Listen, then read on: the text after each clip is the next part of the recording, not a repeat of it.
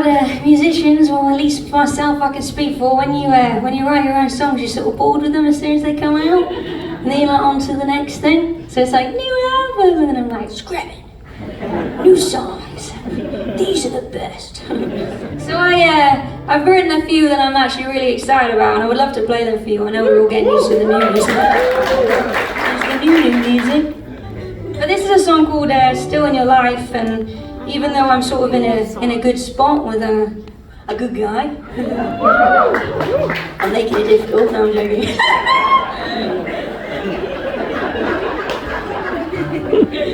Oh my goodness, yeah, this is sort of about the fear of abandonment, that kind of good stuff.